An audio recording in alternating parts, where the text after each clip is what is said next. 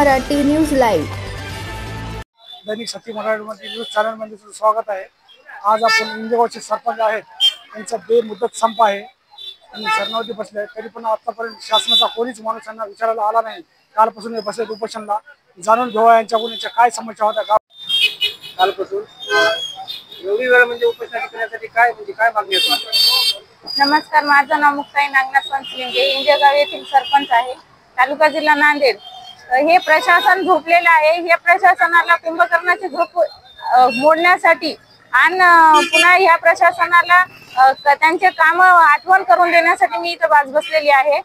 एकीकडे हे दुर्गा देवीचा महोत्सव करतात, दुर्गा देवीला हे जिल्हा परिषद मध्ये बसवतात आणि दुसऱ्या म्हणतात स्त्रीचा असं अपमान करतात, छळ करतात, स्त्रियांना असं उपोषणाला बसण्याची पाळी आणतात। ही मोठी शोकांतिका आहे आणि वारंवार पत्र देऊन वारंवार उपोषणाला बसून एका सरपंच महिलेला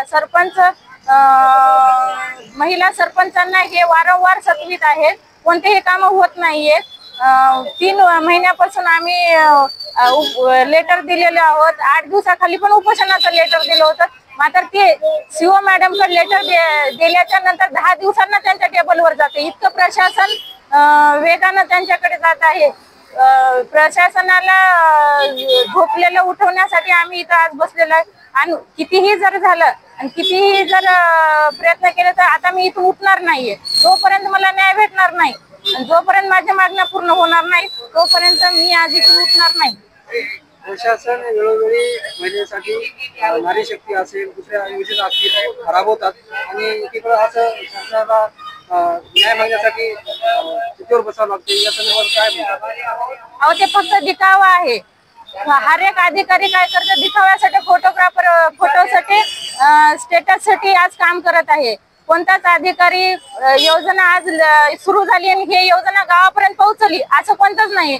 शासन योजना काढून देतोय आणि अधिकारी ते बसून खाऊन टाकून देतोय आणि पुन्हा म्हणले तर आमच्या येथे गोठे मंजूर आहेत, तर तो म्हणतोय की गोठे मंजूर आहेत मात्र आज तुमच्या इथे चिखल आहे, मी येणार नाही। इतकी शोकांतिका आहे की ते आज आम्हाला हेलिकॉप्टर मागतात। शासनाने उपलब्ध करून द्यायला पाहिजे त्यांना हेलिकॉप्टर, आणि तो हेलिकॉप्टरला मार्कआउट टाकतो म्हणून असं एमआरजीएस इंजिनियर म्हणत आहेत। तर या ठिकाणी कोणी भेटण्यासाठी किंवा पाणी घेण्यासाठी कर्मचारी प्रशासन आलेले आहे? प्रशासनाचा आणखीन एकही व्यक्ती इथं आलेला नाहीये आणि अधिकारी पण कोणताही आलेला नाही आजपर्यंत। इथं काय भूमिका असणार आहे पुढे?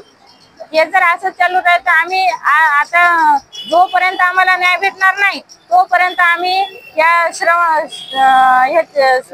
शरणावरून खाली उतरणार नाही। एक महिला सरपंच एक सरणावरती बसले गावकऱ्याकडून प्रशासन आज पण झोप घेत आहे, तर हे बाईचा का जीव जाण्यावरती तेव्हा जागा होणार का शासन? आता पूर्ण लोकांचं लक्ष यांच्याकडे वेधलेलं आहे सरपंचाकडे। आता बघूया शासन काय कारवाई करू शकते।